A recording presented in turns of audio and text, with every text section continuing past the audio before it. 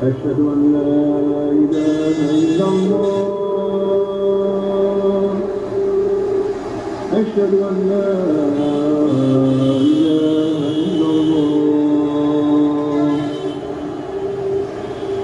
أشهد أن محمدا رسول الله أشهد أن محمدا رسول الله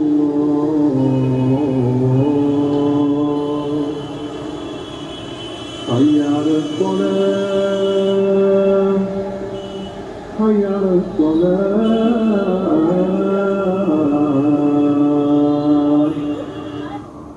حي على الفلاح حي على الفلاح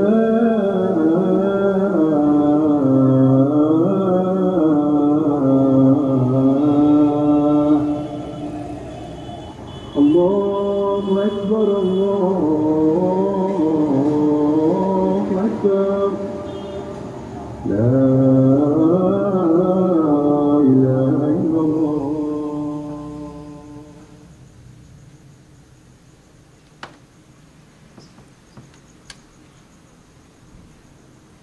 Et voilà.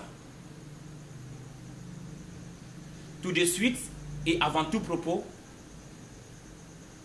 je préfère vous dire à toutes et à tous que je suis un croyant, un musulman, un bon, voire un très très bon d'ailleurs. Je ne hurle pas ma foi, je la vis. Pas de façon ostentatoire, mais le plus simplement du monde. Mais avant que je n'ai eu la foi, la vraie, celle qui m'anime aujourd'hui et qui me permet de choisir le vrai de l'ivraie. Cette foi qui m'a permis de comprendre que la piété ne s'exprime pas par le paraître. Par exemple, qu'il n'y a pas de vêtements musulmans. Alors, avant de trouver cette voie des hommes que Dieu aime, je vous l'ai dit sans aucune honte. Je me laissais dicter par les autres ma foi. Comme un mouton, je me laissais conduire. Les faux dévots me dictaient ma conduite. Et en toute chose, je cherchais leur science.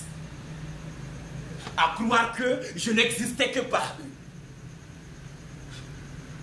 Ma parole. Comme c'est simple. Confortable de laisser les autres décider à ta place. Il me disait ce qui était licite de ceux qui ne l'étaient pas. Par exemple, interdiction de manger les porcs, le cheval, le chien, le chat, l'âne. Interdiction totale. Totale de la chicha. Ah, mais me dire, me demander de ne pas fumer 1 ou 2 taffes par jour. Il me disait que le blanc est la couleur de la pureté. Qu'un homme, pour montrer sa foi, doit s'habiller en camis blanc et la femme en hijab noir. Il me disait aussi ce que je devais faire pour me racheter si je m'étais égaré. Et il savait quand est-ce que je me suis éloigné de la voix du Seigneur. Et quand ils ne se savaient pas très puissants, pour me garder dans leur lien, ils évoquaient la sunna et autres hadiths. Et ils me ramenaient dans les droits chemins. J'avais fini par remettre tout mon destin dans leurs mains. Je voudrais la vie de l'au-delà à cette vie sur terre. Cette vie sur terre n'est qu'un passage bref.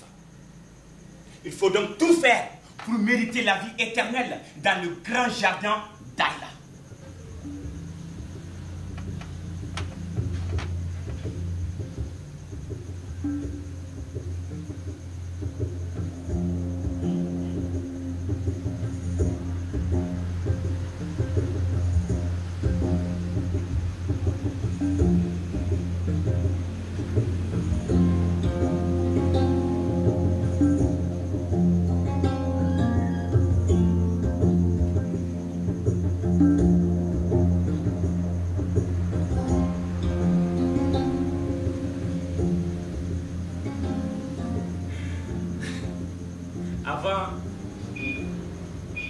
Avant, je n'aurais jamais accepté d'être avec vous, tel que vous êtes, mélangés hommes et femmes. Non, non, non, non, non. Je n'aurais aimé m'adresser qu'à l'assemblée des hommes. Non! Non, non, non, non, pas de promiscuité. Les hommes à part et les femmes de leur côté. Sinon, Satan est présent. Et Satan ne blague pas.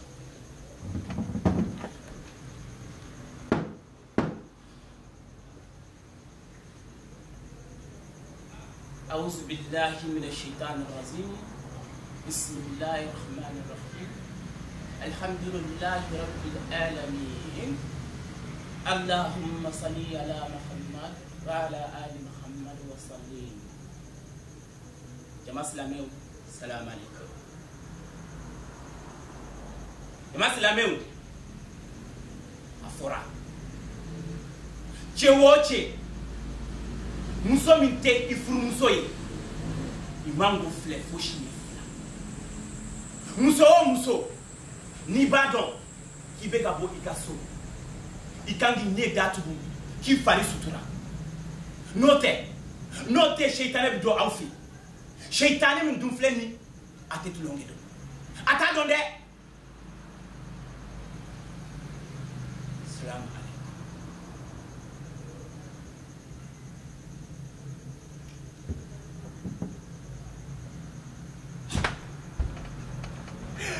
Et là-dessus, je ne me posais aucune question.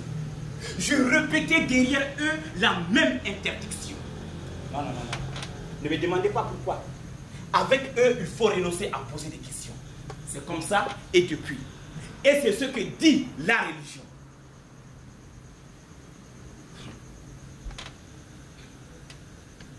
Bon. Il y a des moments où tu te poses des questions. Même si tu ne veux pas. Les questions surgissent comme cela. Tu as beau chasser le diable, réciter des sourates, rien à faire. Les questions te bousculent. Non, non, non. Je ne parle pas de doute.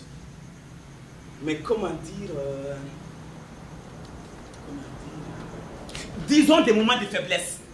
Des moments où si tu es bien inspiré, tu fais 2 rakas et sollicites la protection de ton Seigneur. Sinon, tu chasses à coups de sourates le grand diable.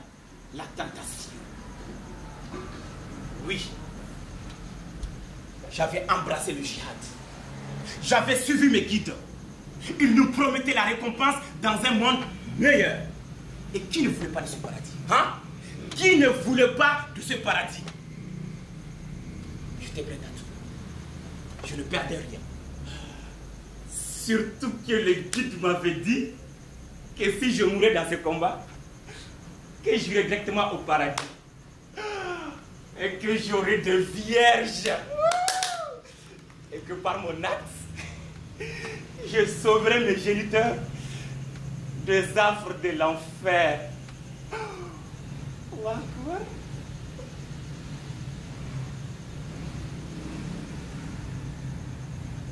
Allahu Akbar, Allahu Akbar.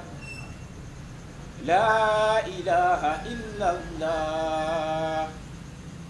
Allahu Akbar, Allahu Akbar. Walillahil hamd. Allahu Akbar kabira. Wa subhanallahi bukratan wa azila. La ilaha illallah. Allahu Akbar, Allahu Akbar. La ilaha illallah. Allahu Akbar, Allahu Akbar. Walillahil hamd. Oui, je suis un croyant et j'aime bien ma religion et je suis prêt à donner ma vie pour elle.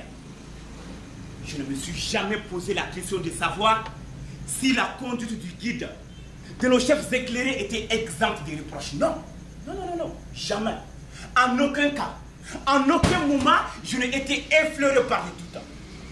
Dieu est grand et son amour infini.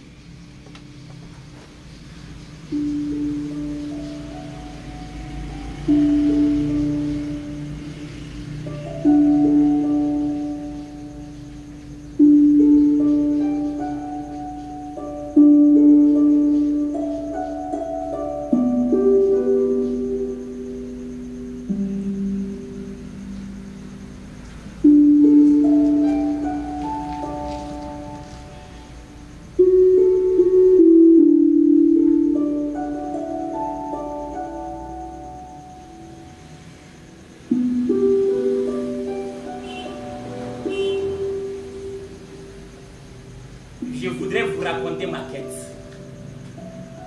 mon combat, mon voyage. Comme beaucoup d'enfants africains, je suis né dans la précarité. J'ai eu à ma naissance un prénom que plus tard on m'a enseigné que c'était un prénom musulman. J'ai vu comment des copains à moi étaient raillés parce qu'ils portaient des prénoms que nous tous, nous comprenions. Nous savions ce que cela veut dire. Par exemple, mon ami Djala, le Kaïsedra, ou encore Sungalo ou Mehao en Songoye, qui veut dire Ramadan, ou encore Farka, qui veut dire Anne. Le sens de ces prénoms était connu de tous. Et pourtant, il nous disait que cela n'est pas musulman. À croire que ce qui est musulman ne devrait être connu que d'une minorité. Par les guides, par les savants, wallahi.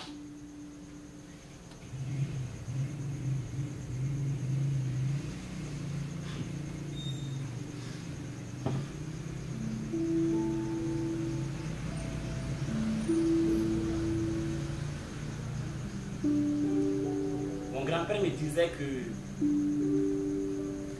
quand les Arabes sont venus avec la religion, leur religion, nous avons trouvé que cela était compatible à 80% avec nos pratiques. Donc, nous n'étions pas complètement perdus. Et très vite, quelques-unes de nos grandes villes sont devenues de hauts lieux de la civilisation islamique. Mon grand-père me parlait de Timbuktu, de Djenné, des marabouts qui sont dans toutes les actions de la vie quotidienne. Ils président presque toutes nos cérémonies. Des empereurs mandingues ont embrassé la religion musulmane. Ils ont effectué le pèlerinage. À leur retour, ils sont revenus avec des savants, des érudits dans tous les domaines. Nous parlons de leur apport dans l'architecture, ce qui est visible. Sinon, leur impact sur le patrimoine immatériel existe aussi. Les magiciens ou les marabouts. Moi-même, j'ai été confié à un marabout pour qu'il m'enseigne la religion, le Coran. À ce saint homme, mon oncle avait donné en mariage ma cousine. La cérémonie s'était passée en toute simplicité, en intimité, sans trop de chichi. Et ma cousine avait fait des beaux enfants. Malheureusement, cette cousine est morte. Que Dieu ait pitié de son âme.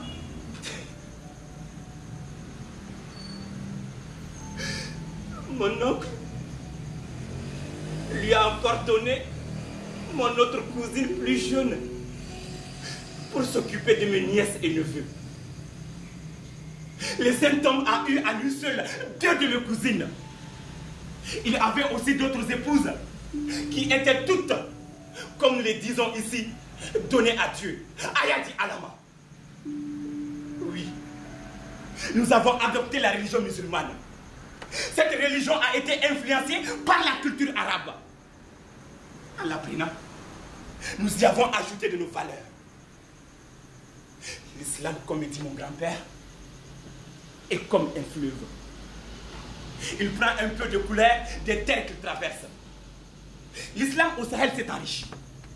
Dans une même famille, nous trouvions un musulman, un catholique et un porteur de couteau.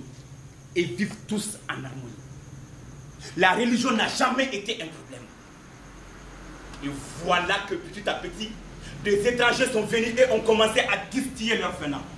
Des gens autour de moi, et moi-même y compris, nous avons commencé à nous métamorphoser. C'est avec le recul que je formule ces raisons. Je ne m'étais jamais rendu compte que j'avais cessé de saluer dans ma langue. Anisoroma, Tagalasa, Wakalibani, Seo, Nakwanonku. Saluer en arabe était devenu la norme. Et tout le monde y pérorait. Salam alaikum wa rahmatullahi wa barakatuh. Salam alaikum wa rahmatullahi. Salam alaikum. Salam alaikum. Salam alaikum wa rahmatullahi wa barakatuh. Salam alaikum wa rahmatullahi wa barakatuh. Salam alaikum wa rahmatullahi wa barakatuh. Et ensuite, nous avons commencé à nous critiquer. À critiquer nos habits. Traficoter nos chansons et airs populaires. Le zikri est né. Des nouvelles normes sont apparues. Un peu chaque jour, le fossé se creuse. Des ignorants autour de moi prenaient la parole partout. Dans les radios, à la télévision, lors des cérémonies. Ils décidaient, condamnaient. Moi-même, je dis un jour dans ma famille que je réunirai toute personne. Moi-même, dans ma famille, je dirais un jour que je réunirai toute personne qui ne vivait pas comme moi. Qui ne suivait pas les mêmes pratiques que moi. Les liens de sang n'étaient pas au-dessus des liens de religion. J'avais décidé d'ériger des barrières entre moi et toute personne qui ne suivait pas comme moi. Personne. Personne ne devait faire autre chose qu'adorer son Créateur. Ne rien faire d'autre que ce qu'ont fait nos ancêtres, nos anciens. À Salaf. À l'époque, personne ne pouvait me dire que mon ancêtre n'était pas un arabe. Je ne pouvais pas faire la différence entre arabité et islam. J'étais comme ce jeune homme qui un jour est sorti des toilettes en catastrophe pour nous annoncer la fin du monde. Il était complètement étonné, les yeux hagards. Il a fallu le calmer. Et pour toute explication, il a voulu que nous allions nous-mêmes voir la preuve de la fin du monde. Ah. Nous l'accompagnions dans les toilettes pour observer que quelqu'un s'était torché avec un papier journal.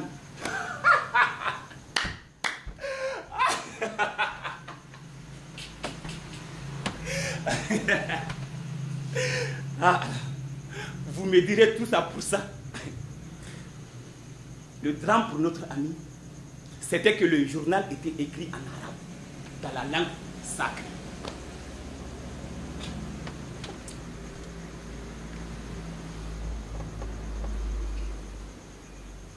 J'ai eu plusieurs fois la preuve de notre relation ambiguë avec cette langue à plusieurs reprises. Ah!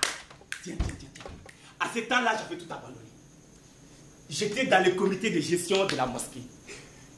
Nous allions aussi quelquefois à l'intérieur du pays faire la dawa. Un jour, nous nous sommes arrêtés dans un petit village pour l'inauguration de leur nouvelle mosquée. Nous avons retrouvé les notables, heureux, avec leur chapelet. Une musique était diffusée et chacun ponctuait de Allah Akbar, Allah Akbar, Allah Akbar, Allah Akbar, Allah Akbar, Allah Akbar, Allah Akbar,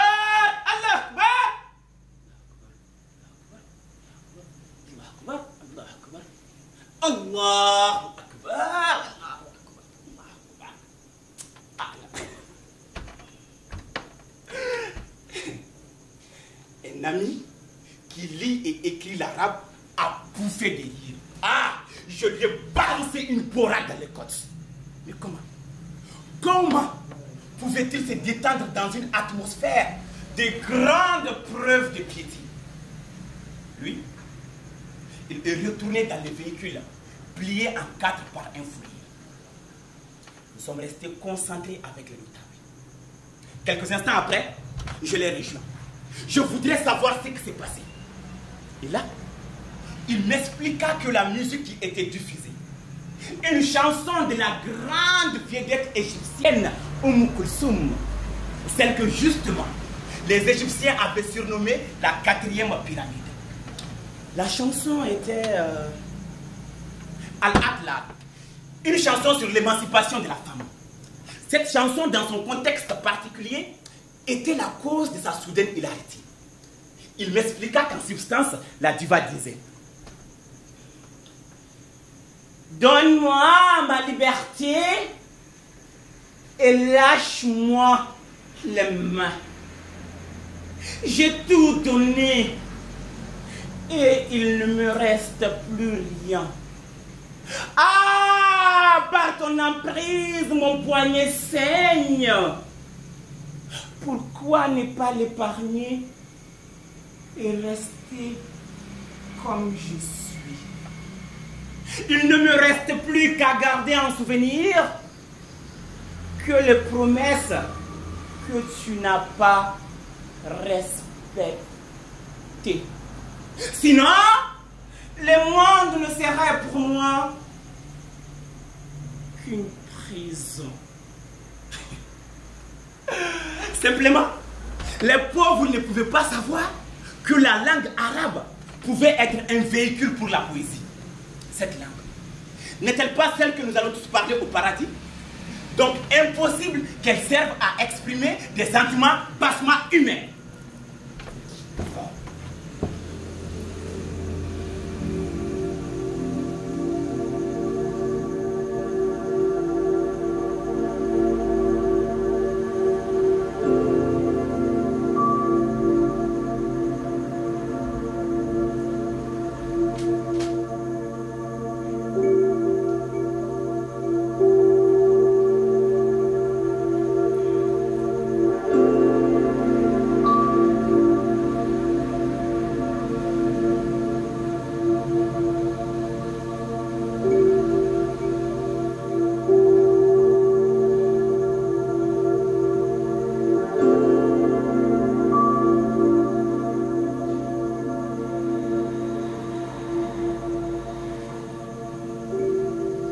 Mes parents m'ont élevé dans la crainte de Dieu. À l'époque, je n'avais pas de boulot, mais j'avais la foi. Ah, quand j'ai appris que ceux qui occupaient le nord du pays voulaient appliquer la charia, je me suis précipité. J'ai rencontré des gens qui fuyaient et je condamnais ces hypocrites. Mais comment vos parents sont musulmans? Pour une fois, vous allez vivre dans un pays musulman selon la charia et vous refusez? Allahu Akbar. Je me suis précipité. À mon arrivée, j'ai été me présenter au responsable de la Katiba. J'ai eu une arme. Toute la journée, nous avons fait des exercices de tir. La nuit, je me suis retrouvé avec le groupe qui devrait faire la patrouille en ville dans les secteurs 1. Oui, la ville était divisée en secteurs. Nous sommes partis faire le tour du secteur.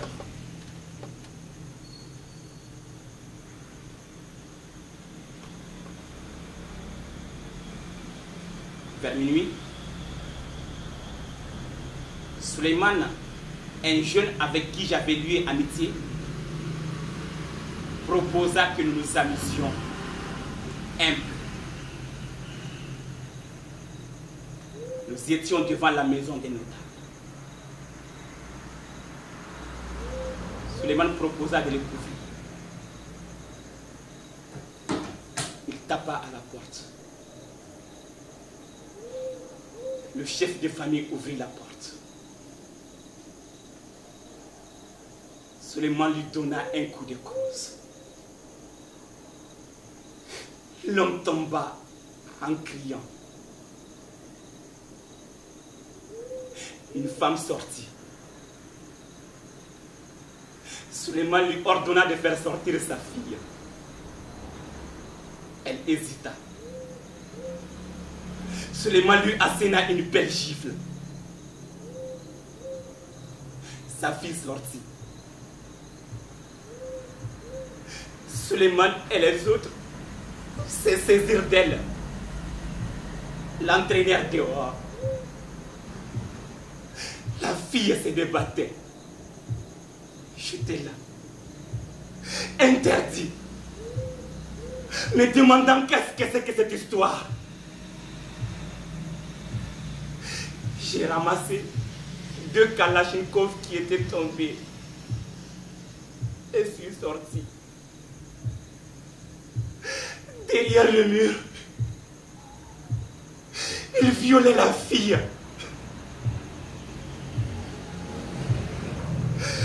Je suis rentré au camp, dégoûté. Après, ils ont ramené la fille. Le lendemain, quand son père est venu, ils lui ont demandé d'aller faire coudre un voile intégral pour sa fille. Qu'ils ont pris la fille parce qu'après son passage, il y avait un effluve de parfum. Donc une jeune fille ne doit pas se parfumer. Plus tard, j'ai assisté à plusieurs cas de viol. Un jour, nous sommes rentrés dans la maison des notables. Nous lui avons obligé de nous donner ses boutons. Le crime pour lequel nous le condamnons. Dans la chambre de son fils, il y avait le poster de Lionel Messi.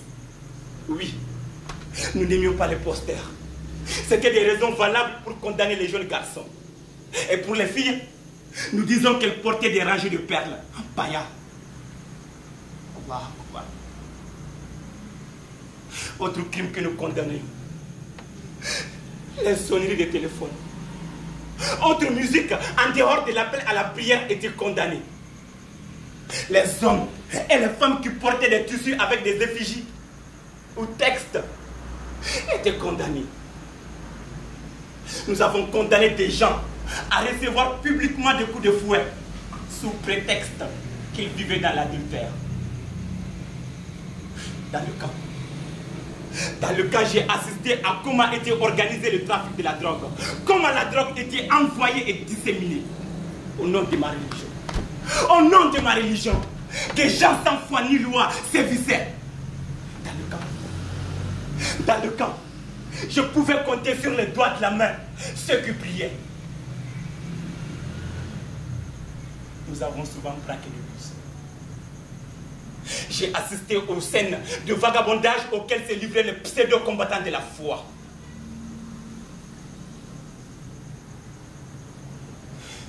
Un jour, après avoir enterré sur la route notre engin improvisé, le chef a remis à un pauvre petit éleveur qui faisait paître ses quelques chèvres dans les environs. Le chef lui a donc remis un téléphone portable, quelques biscuits, en lui recommandant d'appuyer sur la touche rouge pour faire un coucou aux militaires quand ils passeront dans leur camion. Quelques instants plus tard, nous avons entendu le grand boum, boum, boum, boum, boum, et vu l'immense fumée monter. Quelques instants plus tard, j'ai vu les garçons complètement retournés. Ils étaient devenus comme fous. Ils criaient en disant j'ai tué, oh, j'ai tué, oh, j'ai tué, pauvre de moi, j'ai tué, ah, j'ai tué.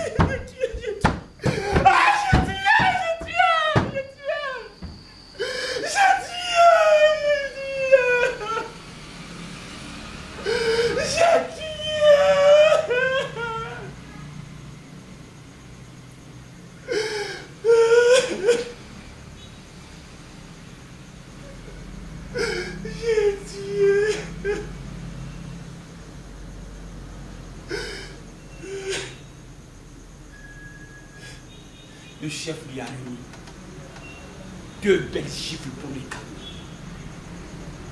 Le garçon est resté là, à courir. Quand j'ai vu les corps déchiquetés, le camion calciné, je suis devenu comme fou. Et je balançais sur mon équipe le contenu de mon chargeur. Boum! Boum! Oui. Je n'étais pas au service de Dieu, mais bien de Satan.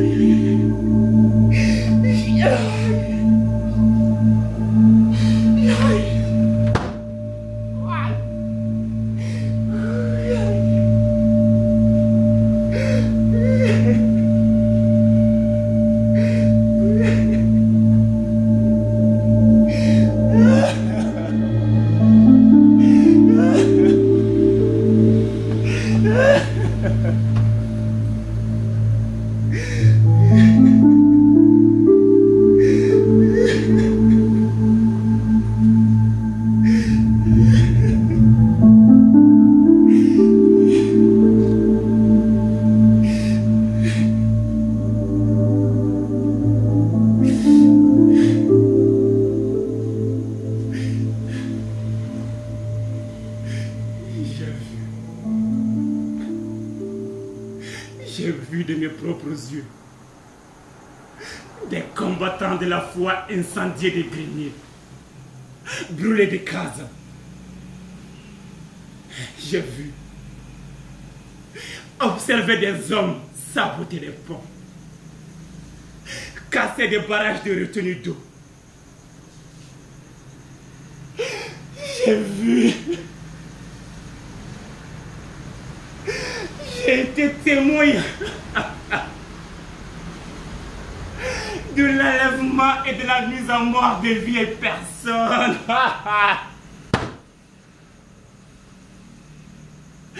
Des femmes, des bébés. J'ai vu des hommes se régaler. Des images sordides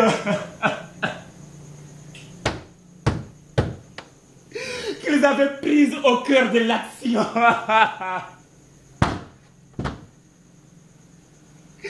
Sur des terres calcinées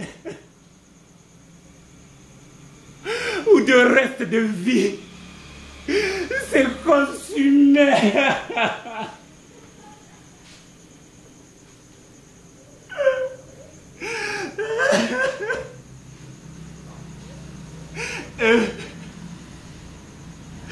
Ils regardaient le film de leur action sur leur portable.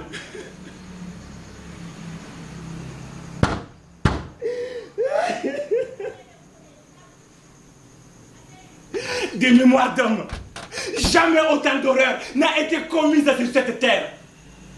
Dans le guerre tribal, nos ancêtres ont toujours protégé les plus faibles. Nous disons ici que l'esclave, c'est le brave pris sur le champ de bataille. Mais ici, nous avons plus peur de la force vitale des animaux que nous abattions. Voilà pourquoi nous n'étions pas pour le plaisir de tuer. Ceux qu'on qualifiait de cafres respectaient la vie humaine. Pour enlever les écorces d'une plante, il leur offrait un présent. Et le sacrifice humain était banni. Alors qu'est-ce qui nous est arrivé? Qu'est-ce qui nous est arrivé?